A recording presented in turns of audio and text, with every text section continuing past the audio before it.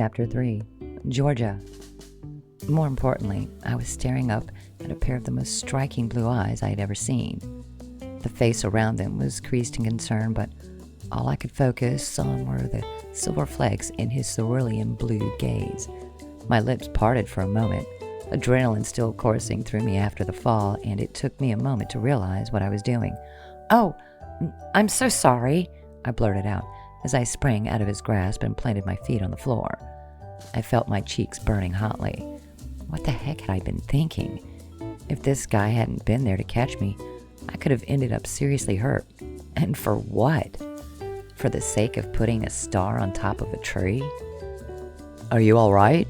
the man who had caught me asked me, concern in his voice. I glanced up at him again. The rest of him was just as gorgeous as those eyes. A crop of dark chocolate brown hair framing his face and strong, broad shoulders beneath the heavy winter jacket he wore. I nodded at once, scrabbling around to pick up the star where I knew I must have dropped it. "I'm fine," I assured him. "Sorry about that. I was just trying to put the star on top of the tree," he finished up for me, grinning slightly. "That's the most important part, after all." "Right," I replied.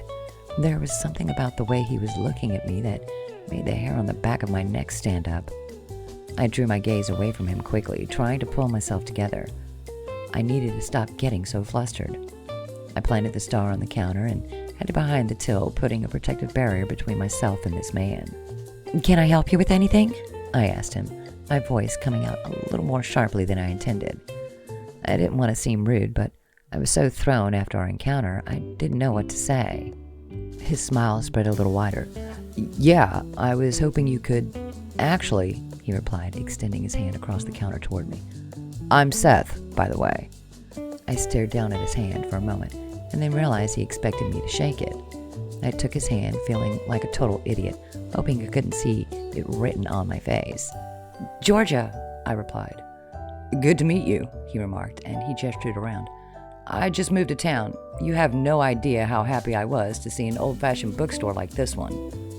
I bristled slightly at his description, though I couldn't tell why. I mean, he was right. It was an old-fashioned bookstore. But I didn't like to think of it that way. It made my grandmother feel even more distant to me than she already did. Like the very store she had set up was starting to fall out of fashion. I was never going to let that happen. Not as long as I lived. "Was there something specific you were looking for?" I asked. He pulled off his jacket as he glanced around, and I couldn't help but notice the way his arms filled out the sleeves of his tee. It shouldn't have surprised me that he was so strong, given how he had just scooped me up when I had been in the middle of a fall, but still. "Yeah, actually," he replied. "I've been looking for this book by Ian N. Franks, the third part in his sci-fi trilogy. I've had a hard time finding it in print anywhere." "You couldn't find an ebook version?" I blurted out before I could stop myself. Oh yeah, just what I needed to do, tell someone that they should try looking elsewhere when I could have been making a sale. "Yeah, but they're not the same," he replied, waving his hand dismissively. "I want to be able to hold a book I'm reading." The smile crossed over my face. "I'm with you on that," I agreed.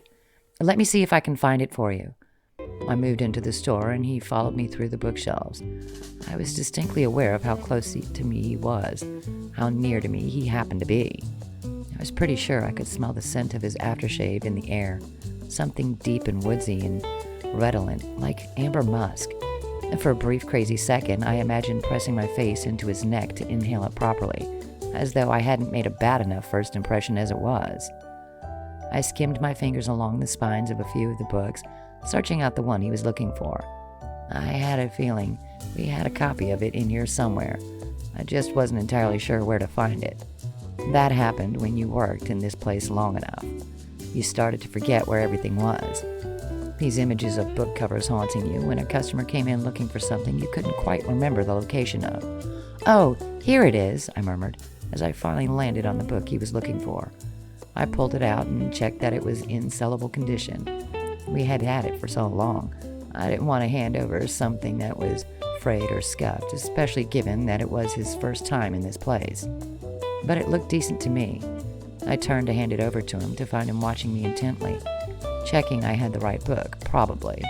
but something about his eyes being on me like that threw me for a serious loop.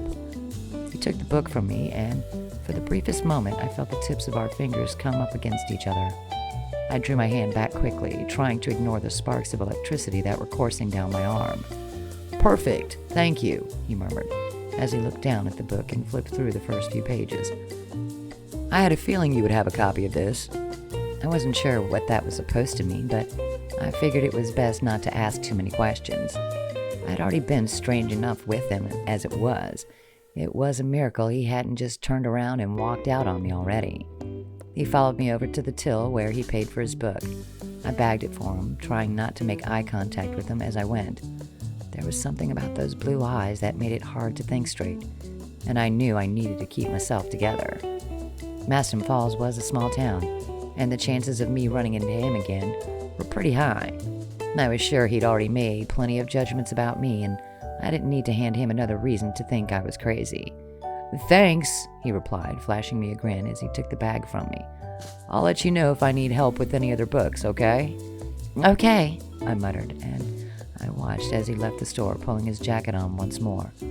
I could still feel the heat in my cheeks, and I willed it away, not wanting to explain to anyone else why that man had me blushing so intently. As I busied myself with tidying up the counter, the door opened, and I glanced up to see Haley strolling in. She threw a faux pout in my direction as she gestured toward the display in the window. "I thought you were going to wait for me before you started on all of that," she protested lightly, but as she got closer, she frowned. "Wait, why are you blushing?" she asked, cocking an eyebrow and glancing around. "I didn't interrupt anything, did I?" No, you're not," I assured her quickly. "I just came in from the cold. I guess my cheeks are a little pink, that's all." Haley replied, clearly not entirely buying it. "If you say so." "You want to get the display in the other window set up?" I suggested quickly, shifting the conversation to something else. She clapped her hands together. Yes, I've been looking forward to it all day," she exclaimed. "Where are the boxes? In the break room?" She set about getting the other window set up, and I pulled up some Christmas carols on my phone, something to get us in the mood and fill the place with a little more life, and prove that this was far from an old-fashioned bookstore, like that Seth guy had said. I was sure he hadn't meant anything by it, but the thought of a guy like that looking at me and my life as something that had come from another era, it didn't sit right with me. With Haley back in the store, I decided to get the star up on the tree, this time not trying to shuffle the ladder around while I was still on it. I wasn't going to make that mistake again, not when I knew there was nobody here to catch me. I could still feel his arms around me, how safe I'd felt in his grip, like I could have dropped from the sky and he would still have been there to catch me no matter what. Which was ridiculous, of course, because I didn't know this man at all. He had just moved to town, and if he was new here, I would bet that he wouldn't last long. Most of the people who came through Mastin Falls passed by for the festive season, when all the snow fell on to cap the mountains, surrounding us and created a little picture-perfect Christmas wonderland. I was sure he would be gone by the new year, so I wasn't going to rely on him to keep me from any more mishaps. I checked the shelves, making sure we weren't short on anything, trying to keep myself busy as Haley filled out the other window with fake snow and fairy lights and a tiny little tree draped in baubles and sparkling knickknacks. I couldn't help but smile as I watched her work. No matter what else was going on at this time in my life, I was always glad for the Christmas season. Even though it had just been my grandma and me when I was growing up, she made it so special for me, and I had tried to do the same thing as I had become an adult too. As I checked under the counter for some extra stock, I heard someone arrive. My head snapped up, but when I saw who was making their way through the door, my heart sank.